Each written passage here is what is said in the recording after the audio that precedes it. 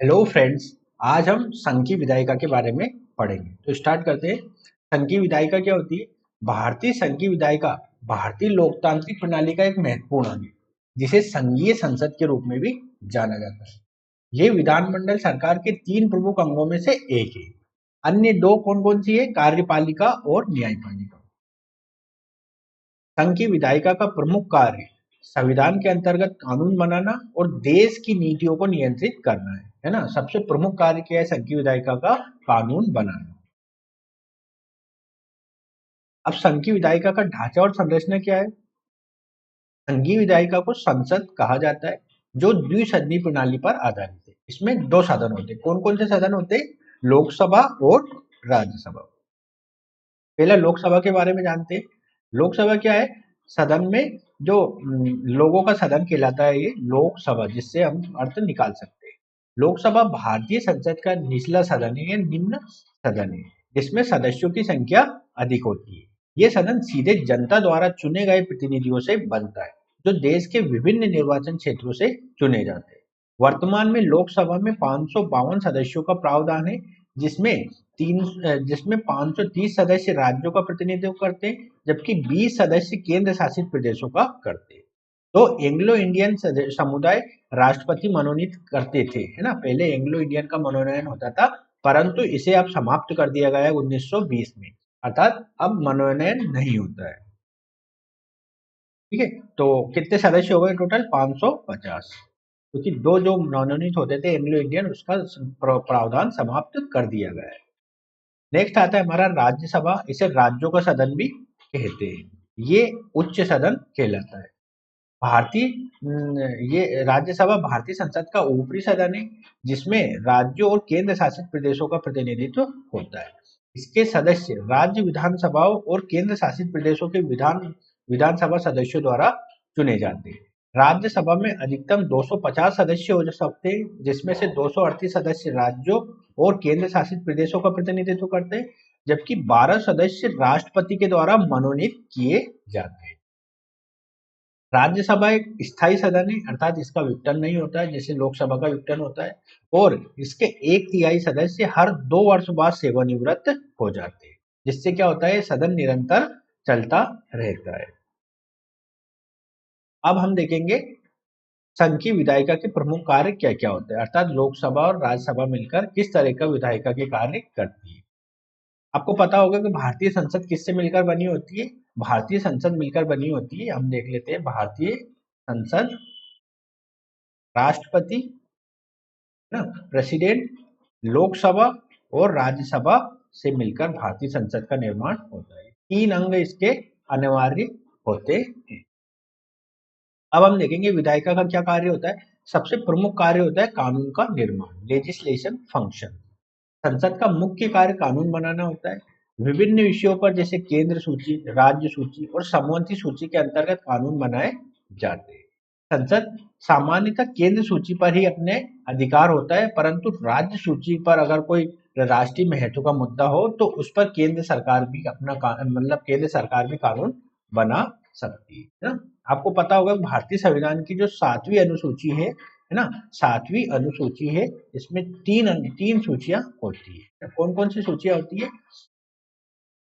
तीन अनुसूचियां होती है। कौन कौन सी होती है? संघ सूची, राज्य सूची, संघ सूची, राज्य सूची और समवर्ती सूची।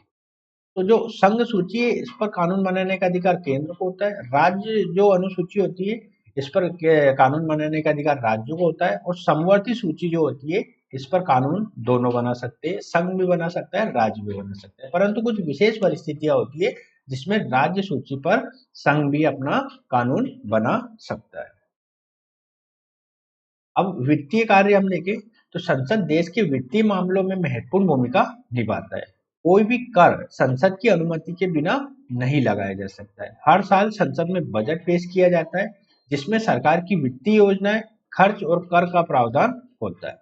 लोकसभा में विशेष अधिकार होता है कि वो वित्तीय बिलों पर चर्चा और उन्हें पारित कर सकती है, जबकि राज्यसभा केवल सुझाव दे सकती है। हम यहाँ पर देखने एक विशेष बात होगी कि जो वित्त या धन वाले संबंधित जो चीजें होती है इस पर ज्यादा अधिकार होता है as compare to Rajya Sabha. Rajya Sabha ना, अनुच्छेद 110 जिसमें धन विधेयक का वर्णन है। धन विधेयक पर केवल जो राज्यसभा होती है केवल अनुशंसाएं कर सकती है। क्या कर सकती है? अनुशंसाएं कर सकती है और ये बाध्यकारी नहीं होती है, अनुशंसाएं कर सकती है। नेक्स्ट आता है कार्यपालिका पर नियंत्रण। विधायिका का एक प्रमुख कार्य कार्यपालिका पर की निगरानी और नियंत्रण करना भी है। कार्यपालिका यानी मंत्रिपरिषद संसद के प्रति उत्तरदायी होती है। संसद के विभिन्न मुद्दों पर चर्चा, सवाल जवाब, अविश्वास प्रस्ताव आदि के माध्यम से कार्यपालिका के कार्यों की समीक्षा की जाती है। इसमें ये लिखा है कि संसद के प्रति उत्तरदायी होती है, सामान्यतः लोकसभा के प्रति उत्तरदायी होती है ना। मंत्रिपरिषद सामान्यतः लोकसभा के प्रति उत्तरदायी होती है। संविधान संशोधन। संविधान में आवश्यक बदलाव लाने का अधिकार भी संघीय विधायिका के पास है ना। संविधान के संशोधन हेतु संसद के दोनों सदनों के विशेष बहुमत से विधेयक पारित होना आवश्यक है। कुछ मामलों में संसद राज्य विधानसभाओं की जो सहमति होती है उनकी भी आवश्यकता होती है। ये कब होती है? जब है ना संघीय ढांचे पर असर पड़ता है, तब संघीय ढांचे पर अगर कोई असर पड़ रहा है तब राज्यों की सहमति भी आवश्यक होती है ना। राज्यों की सहमति भी आवश्यक हो जाती है।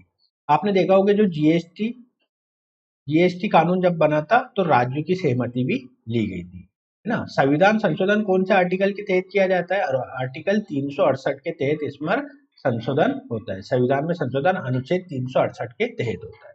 अगर आपको एक बात और बताऊं, संविधान में संशोधन सामान्यतः 3 तरीके से किया जा सकता है। कैसे किया जा सकता है? एक तो साधारण बहुमत के द्वारा, है ना, साधारण बहुमत के द्वारा। दूसरा होता है विशेष बहुमत के द्वारा, दूसरा होता है विशेष बहुमत के द्वारा, और तीसरा होता है विशेष बहुमत प्लस आधे राज्यों का अनुसमर्थन, है ना। विशेष बहुमत प्लस आधे राज्यों का अनुसमर्थन, ठीक है। तीनों में आपको डिफरेंस पता होगा सामान्यतः, इसलिए मैं नहीं बताना चाहता। सामान्य में बताऊं तुरंत, अगर तो आधे से अधिक अगर किसी के प्रस्ताव के समर्थन में कर देता है तो बिल पारित हो जाता है। विशेष में जो सदन की कुल सदस्य संख्या है उससे आधे से एक अधिक और मतदान करने वाले को 2/3। इसमें विशेष प्लस आधे राज्यों का अनुसमर्थन में क्या होता है? विशेष वाला तो रहता ही है और आधे राज्य साधारण बहुमत से उस बिल को अगर पारित कर देते हैं तो वो कानून बन जाता है। न्यायिक कार्य रहता है संघीय विधायिका का। संसद राष्ट्रपति के विरुद्ध महाभियोग प्रस्ताव ला सकती है और अन्य उच्च पदों पर कार्यरत व्यक्तियों पर आरोप लगाकर उन्हें हटाने की प्रक्रिया भी शुरू कर सकती है ना। इसके अंतर्गत कौन कौन आते हैं? इसके अंतर्गत उच्चतम न्यायालय के न्यायाधीश आते हैं, है ना। उच्चतम न्यायालय के न्यायाधीश, उच्च न्यायालय के न्यायाधीश आते हैं, कंट्रोलर एंड ऑडिटर जनरल आते हैं, है ना। तो ये बड़े जो संवैधानिक पोस्ट पर बैठे हुए व्यक्तियों को संसद हटा सकती है ना। विशेष प्रक्रिया इसमें बताई गई है। राष्ट्रपति को हटाना है तो उस पर महाभियोग लाना होगा। इसके अतिरिक्त सांसदों द्वारा विशेषाधिकार हनन और अन्य शिकायतों की सुनवाई भी संसद में होती है, ठीक है। जो सांसद होते हैं, सांसद, है ना, संघीय स्तर पर और राज्य स्तर पर क्या होते हैं? विधायक होते हैं ना, विधायक होते हैं। इनको विशेष अधिकार प्राप्त होता है ना। कौन से विशेष अधिकार प्राप्त होते हैं? एक तो सामूहिक विशेष अधिकार प्राप्त होते हैं और एक होता है व्यक्तिगत विशेष अधिकार प्राप्त होते हैं ना। व्यक्तिगत विशेष अधिकार प्राप्त होते हैं। तो ये कौन से अनुच्छेद में वर्णित है? ये भारतीय संविधान का, है ना, भारतीय संविधान का 105 और 194 जो आर्टिकल है उसमें ये वर्णित है ना? ये क्या होता है, कभी कभी भारतीय संविधान का जो 19 सब क्लोज ए है ना, वाक और अभिव्यक्ति की स्वतंत्रता, क्या वाक और अभिव्यक्ति की स्वतंत्रता और लोग सांसद और विधायकों को जो विशेष अधिकार प्राप्त है, इनमें टकराहट उत्पन्न होती है ना। आर्टिकल 19 ए और आर्टिकल 105 और 194 के मध्य टकराहट उत्पन्न होती रहती है ना। टकराहट उत्पन्न होती रहती है क्योंकि ये अभिव्यक्ति की स्वतंत्रता है और ये इनके सामूहिक जो रहता है विशेषाधिकार प्राप्त है ना। तो ये इस पे टकराहट उत्पन्न होती रहती है। तो इसके बारे में एक बात और मैं बता रहा हूँ, इसीलिए इनका क्या कहना है, विधिक संहिताकरण की बात हो रही है ना। विधिक संहिताकरण की बात अक्सर की जाती है कि जो इनके विशेष अधिकार है, इनको विधिक संहिताकरण करना चाहिए या नहीं करना चाहिए। ठीक है। अब संसद की कार्य प्रणाली को हम देखें तो संसद में सामान्यतः 3 सत्र होते हैं, है ना। पहला सत्र होता है बजट सत्र, जो जनवरी फरवरी में होता है। दूसरा मानसून सत्र, जो जुलाई से अगस्त के मध्य होता है। और तीसरा होता है शीतकालीन सत्र, जो नवंबर से दिसंबर के मध्य होता है। भारतीय संविधान में इस तरह का नहीं लिखा है कि 3 सत्र होंगे। भारतीय संविधान में ये लिखा हुआ है कि जो 2 सत्रों के मध्य का अंतर है, 2 सत्रों के मध्य का अंतर 6 माह से अधिक नहीं होना चाहिए ना। 6 माह से अधिक नहीं होना चाहिए। 6 माह से अधिक नहीं होना चाहिए, अर्थात साल में कम से कम 2 सदन तो अनिवार्य, 2 बार संसद को अनिवार्य रूप से मिलना होगा, है ना। 2 बार संसद की बैठक अनिवार्य रूप से होगी। हर सत्र में संसद विभिन्न मुद्दों पर चर्चा करती है और विधेयकों को पारित करने का कार्य करती है। संसद की कार्यवाही में महत्वपूर्ण योगदान देने के लिए सांसदों को विभिन्न संसदीय समितियों में शामिल किया जाता है, जैसे कि सार्वजनिक लेखा समिति, अनुमान समिति आदि, जो विभिन्न मंत्रालय और विभागों के कार्यों की समीक्षा करती है। अब लोकसभा और राज्यसभा में हम अंतर को देखेंगे। लोकसभा और राज्यसभा में सामान्यतः अंतर मैं ये बता देता हूँ पहले। लोकसभा में जो सदस्य आते हैं वो प्रत्यक्ष रूप से चुने जाते हैं, जबकि राज्यसभा में अप्रत्यक्ष रूप से चुने जाते हैं। लोकसभा में 550 सदस्य होते हैं, जबकि राज्यसभा में 250 के अराउंड होते हैं। इनका कार्यकाल, इनके आधार पर हम तुलना करेंगे। तो सदस्यों को चुनाव मैंने बता दिया, लोकसभा में प्रत्यक्ष, राज्यसभा में अप्रत्यक्ष। सदन का कार्यकाल देखेंगे तो लोकसभा 5 वर्षों का होता है, जबकि राज्यसभा का ऐसा कोई कार्यकाल नहीं होता है, क्योंकि ये एक स्थायी सदस्य है या स्थायी सदन है। वित्तीय अधिकार अगर देखें तो लोकसभा का जो वित्तीय अधिकार है वो अधिक है as compare to the Rajya Sabha, क्योंकि राज्यसभा को इनमें वित्तीय अधिकारों में केवल अनुशंसा करने का अधिकार प्राप्त है। ये अनुशंसाएं बाध्यकारी नहीं होती। संविधान संशोधन को अगर देखें तो संविधान संशोधन में दोनों को बराबर अधिकार है, अर्थात कोई संविधान संशोधन विधेयक को राज्यसभा में भी लाया जा सकता है, लोकसभा में भी लाया जा सकता है। तो संविधान संशोधन के मामले में दोनों सदन बराबर है। अब हम देखेंगे संसद की समितियां, है ना। संसद की समितियों को देखें तो भारतीय संसद में विभिन्न प्रकार की समितियां होती है, जो संसद की कार्यवाही को सुचारू रूप से चलाने में मदद करती है। पहली अगर देखें वित्त समिति, जिसमें बजट और सरकारी खर्चों की समीक्षा की जाती है। लोक लेखा समिति सरकारी वित्तीय लेखाओं की जांच करती है, लोक लेखा समिति, है ना। लोक लेखा समिति, उसके बाद आती है प्राक्कलन समिति, इसमें 30 सदस्य होते हैं, है ना। लोक लेखा समिति में 22 सदस्य होते हैं। ये आपको थोड़ा फैक्चुअल इन्फॉर्मेशन याद रखनी होगी।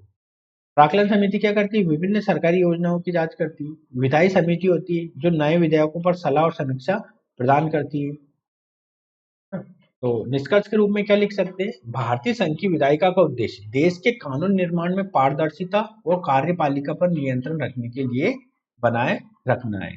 ये न केवल देश के विधिक ढांचे को मजबूत करती है, बल्कि लोकतंत्र की भावना को भी सुदृढ़ करती है।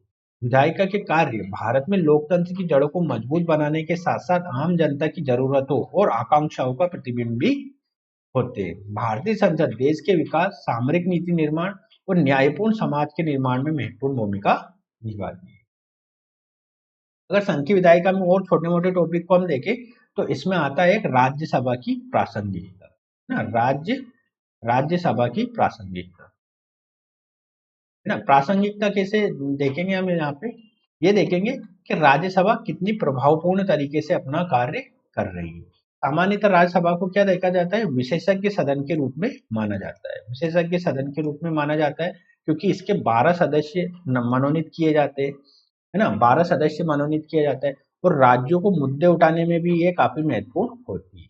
अनुच्छेद 312 आपने सुना होगा, अनुच्छेद 312 के तहत अखिल भारतीय सेवाओं का सृजन राज्यसभा कर सकती है। 2/3 बहुमत से अगर ये पारित कर दे कि कोई नई अखिल भारतीय सेवा अगर सृजित करनी है तो राज्यसभा कर सकती है। ये एक विशेष बात है ना। और राज्यसभा के बारे में और चीजें अगर हम देखें तो राज्यसभा राज्यसभा के बारे में और चीजें अगर देखें तो राज्यसभा राज्यों के हितों को सुनिश्चित करने के लिए है। परंतु अब वर्तमान में ये देखा जाता है कि राज्यसभा के जो सदस्य उस राज्य से, मतलब पहले ऐसा था कि राज्यसभा जिस राज्य का प्रतिनिधित्व कर रहे हैं उसी राज्य का व्यक्ति होना चाहिए, परंतु इसमें बदलाव कर दिया गया है। अब राज्यसभा का सदस्य दूसरे राज्य से भी हो सकता है। कहने का तात्पर्य ये कि अगर राज्यसभा से मध्य प्रदेश की अगर सीटें, मान लो 2 सीटें, तो जो 2 लोग जाएंगे वो मध्य प्रदेश के पहले होने चाहिए थे, है ना। पहले मध्य प्रदेश के व्यक्ति जा सकता था, लेकिन अब कोई भी व्यक्ति भारत का नागरिक, कोई भी भारत का नागरिक मध्य प्रदेश का प्रतिनिधित्व कर सकता है। ये एक परिवर्तन किया गया है। राज्यसभा की प्रासंगिकता के अगर हम विपक्ष में तर्क देखें कि इनकी प्रासंगिकता कितनी है, तो एक तरीके से अगर देखा जाए तो ये विलंबनकारी संज्ञा दी जाती है, विलंबन, है ना, विलंबनकारी सदन की संज्ञा दी जाती है कि ये चीजों को विलंबित करता है। और ये हारे हुए जो नेताओं उनको बाईपास एंट्री कराता है ना, बाईपास एंट्री कराता है। जैसे मैं बताता हूँ, जो अरुण जेटली कैप्टन अमरिंदर सिंह से एक बार हार गए थे, है ना, कैप्टन अमरिंदर सिंह से हार गए थे, ना, अमरिंदर सिंह से हार गए थे लोकसभा चुनाव। परंतु क्या अरुण जेटली फिर बाद में वो मंत्री बन गए। अब मंत्री बनने के लिए आपको लोकसभा का सदस्य अनिवार्य होना चाहिए। तो सरकार ने क्या किया था, अरुण जेटली को राज्यसभा में मनोनीत कर राज्यसभा में भेज दिया था, है ना। राज्यसभा में कैसे होता है, अप्रत्यक्ष रूप से चुनाव होता है, जनता उनमें चुनती है। उसमें जो राज्य विधानसभाओं के जो सदस्य होते हैं वो चुनते हैं। तो इस तरह से ये हाँ आ गए थे, राज्यसभा में आ गए थे और मंत्री चुन लिए गए थे। तो ये रहता है फैक्ट के जो, अगर इसका नेगेटिव पॉइंट देखे राज्यसभा का, तो ये हारे हुए नेताओं का गढ़ भी बनता जा रहा है। ठीक है, ऐसे भी और बहुत सारे उदाहरण आप देख सकते हैं। और अगर इसके बारे में हम देखें तो संसद की प्रासंगिकता भी देख सकते हैं, है ना। संसद की प्रासंगिकता कैसे, कि संसद की उत्पादकता कितनी रह रही है ना। संसद की उत्पादकता कितनी रह रही है, कितने बिल पास हो रहे हैं, है ना, बिल पास कितने हो रहे हैं, है ना। संसद में व्यवधान कितना पड़ रहा है, और ये वास्तव में लोगों की अपेक्षाओं पर खरा उतर पा रही है, नहीं उतर पा रही है। और संसद में आप देखेंगे तो ये भी एक प्रमुख मुद्दा है कि जो लाइव प्रसारण होता है ना, सीधा प्रसारण होता है, ये भी एक चुनौतीपूर्ण चीजें बनी है। सीधा प्रसारण से क्या होता है कि जनता इसको प्रत्येक देखती है, किस तरह की बातें हो रही, क्या हो रहा है। तो लोग बाग ऐसे मुद्दे उठाते हैं जो जन भावनाओं से जुड़े होते हैं, जैसे धर्म का मुद्दा हो गया, है ना, धर्म का मुद्दा हो गया, या कोई ऐसे मुद्दे हो गए जो सेंसिटिव होते हैं, जो लोगों को प्रत्यक्ष रूप से जुड़ाव महसूस कराते हैं। तो ऐसे मुद्दे उठाए जाते हैं, जबकि जो प्रमुख मुद्दे हैं वो पीछे रह जाते हैं, जैसे बेरोजगारी हो गया, है ना, बेरोजगारी ना, भूखमरी भूखमरी, विकासात्मक मुद्दे ये कभी कभी गौण हो जाते हैं। तो संसद में सुधार के हमको लगातार प्रयास करते रहना चाहिए। और भारतीय संविधान में संसद को मजबूत बनाने के विभिन्न उपबंधों को भी दिया गया है। जबकि आप देखेंगे तो कार्यपालिका, न्यायपालिका और विधायिका तीनों शक्ति के पृथक्करण का व्यापक स्रोत थे। कभी भी जब संसद की शक्तियों को कम करने का प्रयास किया जाता है तो न्यायपालिका इसमें हस्तक्षेप कर लेती है ना, और भारतीय संविधान को बचाने में काफी महत्वपूर्ण भूमिका निभाती है। ठीक है, तो आज का वीडियो हम ये समाप्त करते हैं। अगले वाले वीडियो में नए वाले लेक्चर के साथ आगे बढ़ेंगे। तब तक के लिए नमस्कार।